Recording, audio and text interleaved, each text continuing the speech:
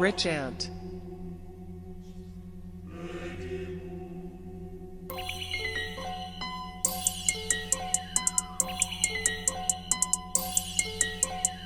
Rich Ant produced it. What's good with y'all, Mo? Welcome back to Paperwork TV. Man, so much shit has been going on that I don't even know where to start. Well-known drug kingpin and federal informant Rayful Edmond, who was released from jail back in July after serving 35 years in the feds for leading a multi-million-dollar drug empire back in the 80s here in Washington, D.C., dies at the age of 60. Today I got the news that Rayful passed away due to a heart attack. This shit is wild. Slim came home around the 4th of July and ain't make it to Christmas out this motherfucker. The wild shit about it is that he snitched and came home and died in a halfway house almost identically the same as the situation with Alpo snitch ass. I guess God really don't like rats, huh? This shit is wicked out here. Rumors are floating around saying that this is all a play set up by the government to try and hide his identity because he is about to get out of the halfway house, but who knows if that shit is really true. A lot of niggas are celebrating his death here in the city. This nigga had a lot of niggas' fathers and grandfathers locked up out here. So when we say fuck Rayful, that shit is up there and stuck there. You hemi? Next, I want to talk about the nigga who got bagged by the feds on the bus for not paying the fare, only to lead to the discovery of a loaded shotgun with what it appears to be 4 shotgun shells for that motherfucker. Man, where do I start with this situation? First of all, bro, your big Mark Henry the wrestler looking ass should have just paid for the bus, Mo. I get it. Most niggas get away with it. But nigga, have you not been watching the news? The feds been saying they was going to start putting undercovers on them buses to stop y'all niggas from getting over. Y'all must have thought they was playing. This nigga gets Donkey of the Day, Bama of the Week, and all that big wild shit. If you ain't got $2 for a bus ride, nigga, then your ass don't need to be walking around toting that motherfucker like you John Wick.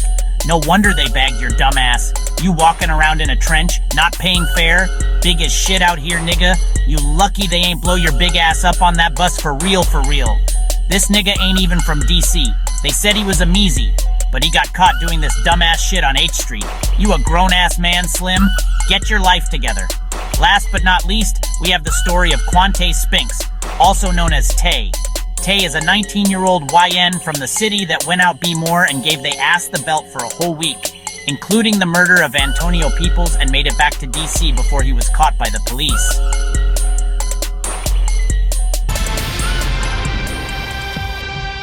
A Washington, D.C. teen accused of committing a violent crime spree across Baltimore has been indicted by a grand jury, and now investigators are linking the suspect to more crimes. Alexa Asheville has more on what happened in court, as well as some new details surrounding this additional crime he is now accused of committing. This indictment came down earlier this month. Investigators are now linking the Washington, D.C. teen to a total of 8 violent crimes, including murder. Quante Spinks, the 19-year-old Washington, D.C. student charged with the murder of a man in Harbor East, is now being linked to a total of 8 violent crimes across the city this past fall. 7 of those happening in just a 3-day period. I'm getting the shooting, 745 Alisana. The murder of 36-year-old Antonio Peoples, the attempted murder of a man on Light Street near the Maryland Science Center, 3 armed carjackings, including one near Camden Yards, another near Horseshoe Casino, and another near Johns Hopkins Hospital, and now 3 armed robberies. In addition to 2 previously reported, investigators say Spinks also robbed a couple at gunpoint in downtown Baltimore, using the victim's stolen keys to then take her car. Spinks was denied bond when he appeared in court after his arrest last month. In court, it was revealed he was currently enrolled in Garnett Patterson Stay High School, a Washington, D.C. public school. This story is wild as shit, Mo. It's rare to see a nigga from DC make his way out Baltimore and decide to do crimes. The dummies usually ain't going for that shit. But anyway, before we get to it, I'ma need y'all to go and smash that like and subscribe button for me, Mo. Now, without further ado, let's get to it. It all began on September 12th, 2024. A peaceful evening on Light Street turned into a nightmare when shots rang out, leaving one victim injured. The next day, September 13th, Friday the 13th to be exact, Quante struck again, this time with a carjacking on Russell Street. This nigga didn't wear no type of gloves, didn't wipe nothing down, his fingerprints were all over the free car when it was recovered. But of course, the shit did not end there.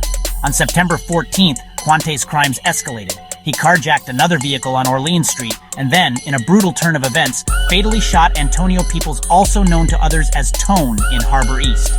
The city was shook up over this incident.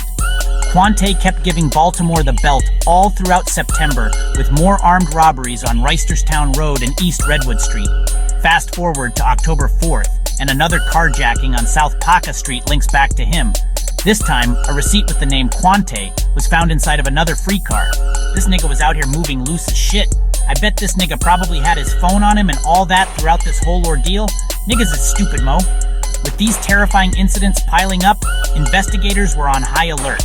Quante eventually confessed to the carjackings on Light, Russell, and South Paca Streets. He was arrested in Washington, D.C. and charged with first-degree murder for the death of Antonio Peoples, among other charges related to his crime spree. Authorities believe there might be more to uncover and that Quante could be linked to other crimes in the region.